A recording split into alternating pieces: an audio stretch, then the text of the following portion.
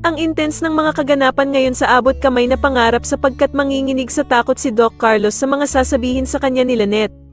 Dito nga ay matutuklasan na ni Lynette kung sino si Irene Benitez, kaya naman ay agad niyang kukumprontahin ang asawa niyang si Doc Carlos.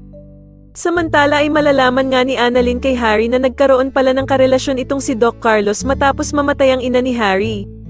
Kaya naman sa sobrang pag-aalala ni Annalyn sa kanyang inang si Lynette, ay agad na pupuntahan niya ito para sabihin ang kanyang mga nalaman kay Harry. Pero sasabihin lamang ni Lynette na wala naman daw nababanggit sa kanya ang asawa niyang si Doc Carlos kaya naman ay wala siyang alam sa mga ito. Sa kabilang banda naman ay itatanggi nga ni Doc Carlos na kakilala niya ang kausap niya sa cellphone na si Irene Benitez.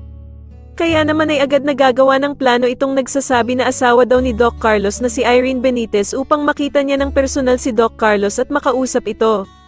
Samantala ay makakakilala naman si Moira ng taong maaaring makatulong sa kanyang makalaya at eto nga ay walang iba kundi ang tinatawag nilang ninang.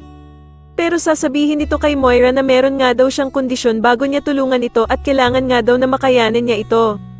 Sa kabilang banda naman ay malalaman na nga ni Doc Robert ang ginawang pagdalaw ni Doc Carlos kay Moira sa loob ng kulungan.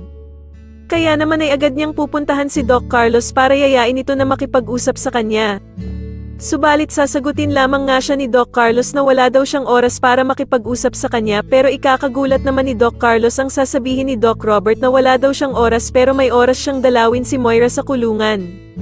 Sa tingin niyo dapat bang hindi na makalaya ang bruhang si Moira sa loob ng kulungan? Mas lalo na nga talagang nagiging exciting ang mga susunod na kaganapan kaya naman ay mas lalo pa nating abangan ang mas lalong gumigandang abot kamay na pangarap. Maraming salamat po sa inyong panonood at sana po ay masubscribe niyo ako. Maraming salamat po.